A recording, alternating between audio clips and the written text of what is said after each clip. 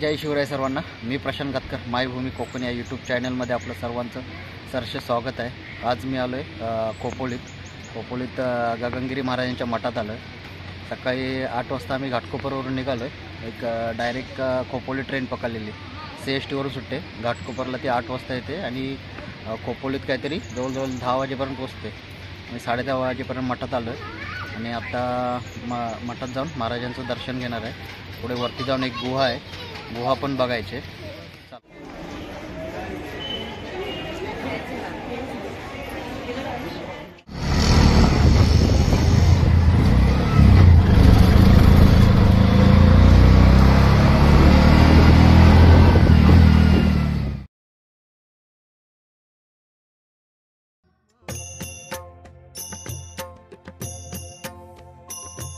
स्वामी गगनगिरी भावे तुझला येतो शरण।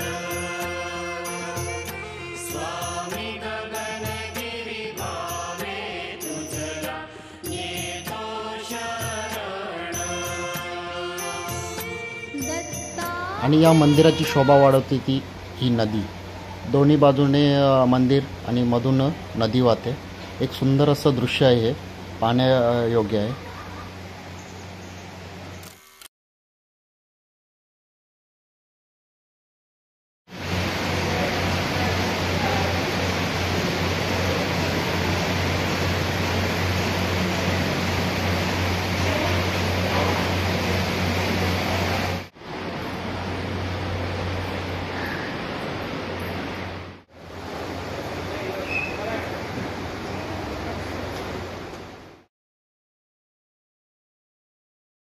मी वरती गगनगिरी महाराजांची गुहा बघायला चाललो आहे। इथूनच जवळजवळ एक 20 मिनटं लागतात चालत जायला। ती गुहा बघायला चाललो आहे आता आम्ही।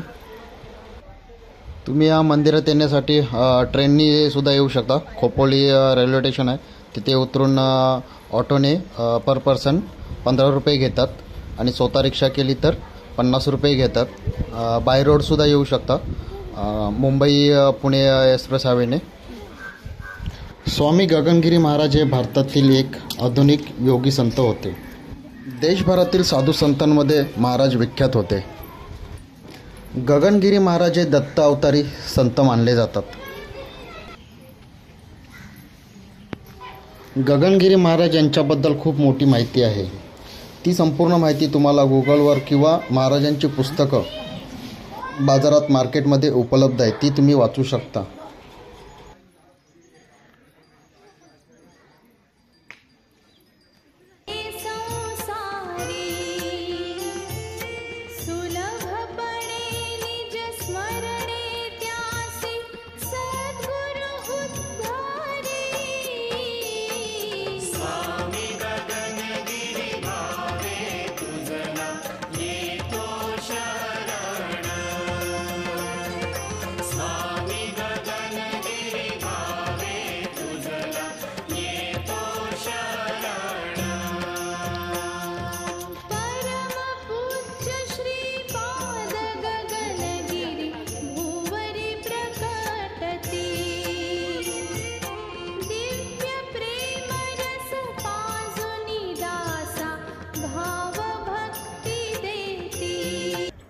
आता आम्ही महाराजांच्या गुहेच्या इकडे चाललो आहे। मंदिरापासून एक 10-15 मिनटावर गुहा आहे। चप्पल आम्ही खालीच काढून आलो आहे। रस्ता डांबरीकरण आहे, पण दगडवरती आलेत। मंदिर गुहेत जातोय, त्यामुळे चप्पल तर आम्ही घालून नाही गेलो आहे। दीपा पण मागून येते, पायाला दगडी लागतात त्याच्या, पण चालते तरी पण।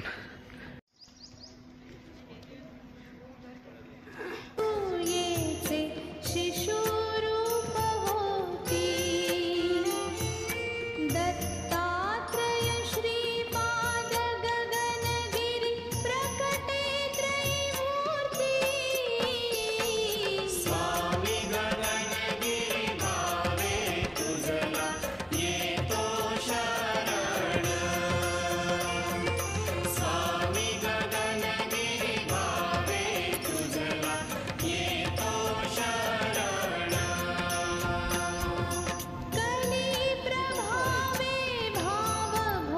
समोर दिसते ते आम्ही गोव्याच्या इकडे आलोय, जवळजवळ आता पोचलोय. आतमध्ये मला वाटतं मोबाईलला शूट करायला अलाव नाही आहे, व्हिडिओ शूट करायला. बघूया, तरी पण पोचलोय आता आम्ही जवळजवळ. दीपा पण इकडे चालते. भरपूरशी म्हणजे आज शनिवार आहे, त्यामुळे एवढी पण गर्दी नाही पाहिजे तेवढी.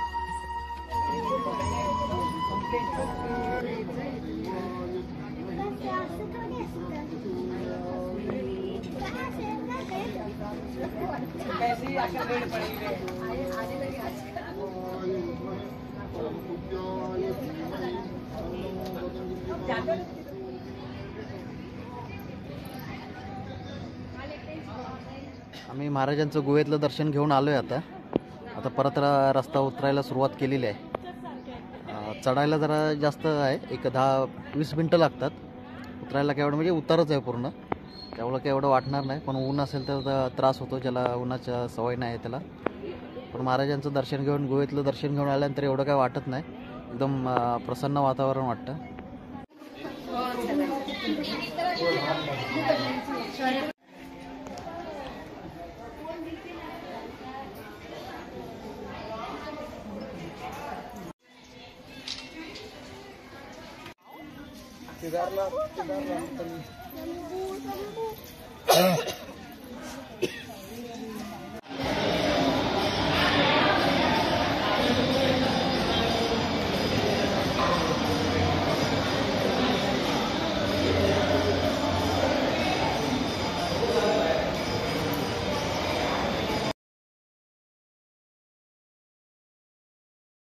मंदिरात आता आरती चालू आहे आणि दर्शनासाठी आणि महाप्रसादासाठी आता मी लाईन लावले.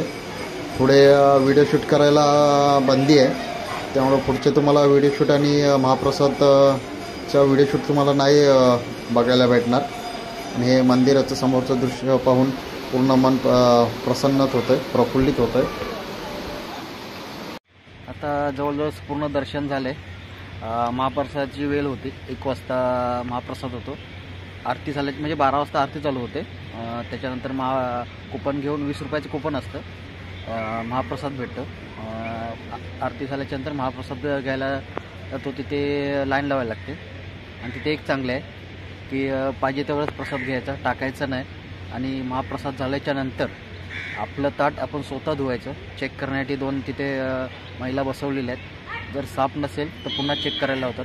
चांगली सिस्टम आहे ते. जेवण खाली पाडायचं नाही, आणि जर पडलंच ते उचलून आपल्या ताटात ठेवायचं. असे सर्व चांगली सिस्टम आहे. तुम्ही पण या इकडे, एकदम मन प्रसन्न होईल. महाराजांचं मठ एवढं निसर्गरम्य वातावरणात आहे ना. वरती एक गुहा पण आहे, म्हणजे महाराजांचीच गुहा आहे ती, गगनगिरी महाराजांची. एकदम प्रसन्न वातावरण आहे. कधी तुम्ही येऊ शकता इकडे.